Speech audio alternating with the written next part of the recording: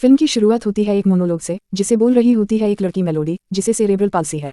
उसे अपने पेट फिश ओली को देखना बहुत पसंद है, जबकि उसके माता पिता बाहर जाने की तैयारी कर रहे होते हैं। उसका पिता चक उसे खाना खिलाने में मदद करता है, जबकि उसकी छोटी बहन पेनी अलमारी में छुप जाती है ताकि उसे स्कूल न जाना पड़े। हालांकि उसकी मां डायन किसी तरह उसे बाहर निकाल लेती है। मेलोडी बोल नहीं सकती, लेकिन उसमें बोलने की तीव्र इच्छा होती है। सुबह की भागदौड़ में डायन पेनी को संभालने के लिए बाहर चली जाती है और चक भी बाहर निकलने वाला होता है। मेलोडी उसे इशारे से बताती है कि वह उसके लिए टीवी चालू कर दे। जब वह टीवी देख रही होती है, अचानक उसका पेट फिश ओली टैंक से कूदकर जमीन पर गिर जाता है। यह देखकर मेलोडी पूरी ताकत से अपने पिता को बुलाने की कोशिश करती है, लेकिन वह उसे सुन नहीं पाता। वह ओले पर पानी कायकन की कोशिश करती है, लेकिन गलती से पूरा फिश टैंक खिसकाकर नीचे गिरा देती है। टैंक ओले से कुछ इंच की दूरी पर गिरता है। मेलोडी लगातार अपने पापा को बुलाती रहती है। उसकी चीखें सुनकर आखिरकार चक दौड़कर आता है और पूछता है कि वह ठीक है या नहीं। जब वह ओली को जमीन पर देखता है, तो वह मेलोडी से कहता है कि उसे अपने ट्रॉली व्हीलचेयर से ज्यादा सावधान रहना चाहिए। मेलोडी अपनी उपटाउन की शीट की ओर इशारा करके बताना चाहती है कि क्या हुआ, लेकिन चक उसे चुप रहने को कहता है। कार में बैठने के बाद चक मेलोडी से चिल्लाने के लिए माफी मांगता है। मेलोडी उसे बताना चाहती है कि यह उसकी गलती नहीं थी, लेकिन वह बोल नहीं सकती। उसी समय उनकी पड़ोसन मिसेज वी बाहर आकर उन्हें नमस्ते कहती हैं, लेकिन चक कहता है कि वे लेट हो रहे हैं और गाड़ी लेकर चला जाता है। मेलोडी स्कूल पहुंचती है, लेकिन उसकी क्लास एक अलग इमारत में होती है, जहां वह किंडरगार्टन से पढ़ रही है। मेलोडी स्कूल में अपनी करीबी दोस्त मारिया से मिलती है, जो उसे अपनी बनाई हुई एक ड्राइंग दिखाती है। इसके बाद टीचर मिसेज बिल मेलोडी से पूछती हैं कि वह आज क्या करना चाहती है। चक यह सब देखता है जब मिसेज बिल मेलोडी को ऑडियो बुक सुनाने के लिए हडौना पाते हैं। चक वहां से चला जाता है और मेलोडी मैदान में बच्चों को खेलते हुए देखती है।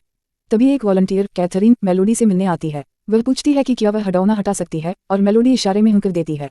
कैथरीन अपना परिचय देती है और उसी किताब के बारे में बात करती है जिसे मेलोडी सुन रही होती है।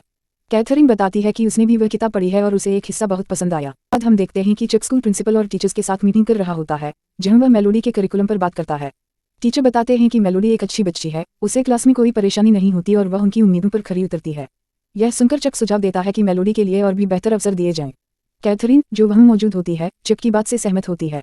प्रिंसिपल बताती हैं कि कैथरीन एक पोस्ट डॉक्टोरल फेलो है जो अपने टास्क के लिए यहां वॉलंटियर कर रही है। जैसे ही कैथरीन बोलना शुरू करती है, डायन वहां जाती है और बातचीत वहीं रुक जाती है। घर पर ब्रुक्स परिवार पोलोविना की तैयारी कर रहा होता है। तभी दरवाजे पर कोई आता है और चक आइंस्टीन की पोशाक में जाकर दरवाजा खोलता है, लेकिन वह चौंक जाता है जब देखता है कि दरवाजे पर कैथरीन खड़ी है। मेलोडी उत्साहित होकर उसकी आवाज की ओर मुड़कर देखती है और डायन भी बाहर आकर उसे वेलकम करती है। कैथरीन सुझाव देती है कि मेलोडी को हफ्ते में एक बार रेगुलर क्लासरूम में शामिल किया जाए, लेकिन डायन को यह मुश्किल लगता है क्योंकि मेलोडी को स्पेशल एजुकेशन में भी घुलने मिलने में दिक्कत हुई थी, और अभी सामान्य क्लास में भेजना बहुत जल्दी होगा।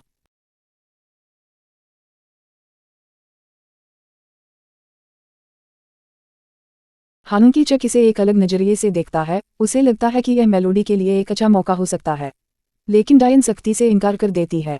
फिर भी कैथरीन उन्हें योजना के कागजात सौंप देती है और वादा करती है कि वह हमेशा मेलोडी के साथ रहेंगी। कैथरीन के जाने के बाद माता पिता कमरे में आते हैं और देखते हैं कि मेलोडी जिज्ञासु नजरों से उन्हें देख रही है, लेकिन डायन यह नहीं बताती कि कैथरीन क्यों आई थी।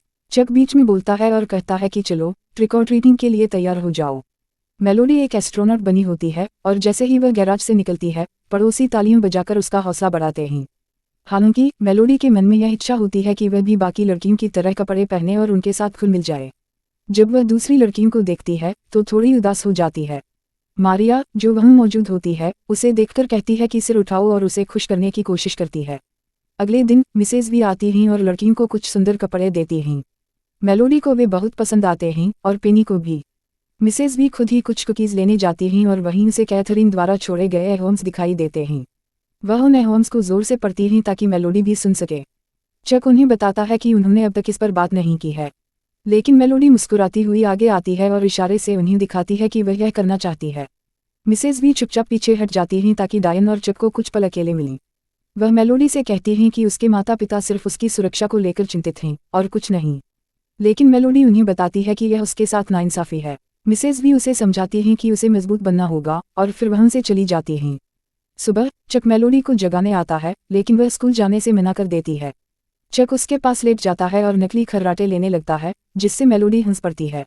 चक उसे उठाता है और उसकी व्हीलचेयर पर बैठा देता है। मेलोडी नाश्ता करने से मना कर देती है और डायन चक से बहस करने लगती है कि वह कितनी परेशान है मेलोडी को सामान्य क्लास में भेजने को लेकर।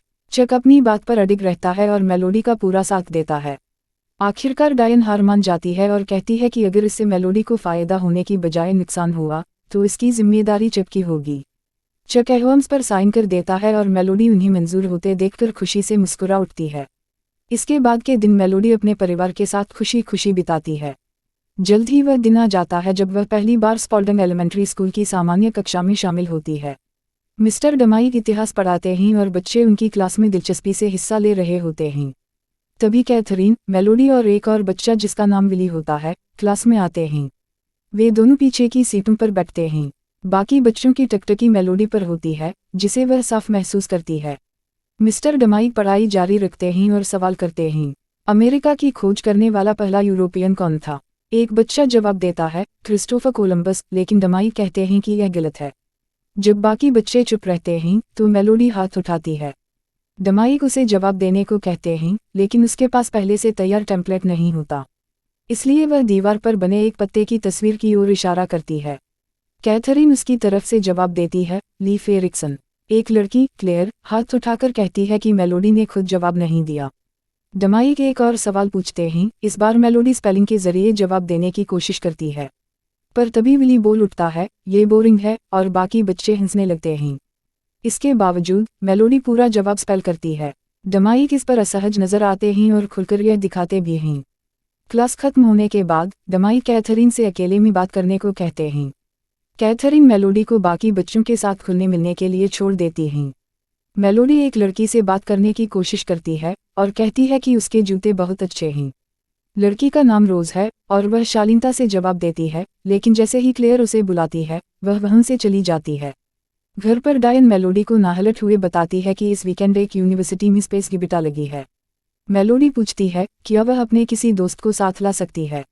डायन पूछती है, क्या तुम मारिया को बुलाना चाहोगी? लेकिन मेलोडी अपने नए दोस्त रोज को बुलाना चाहती है।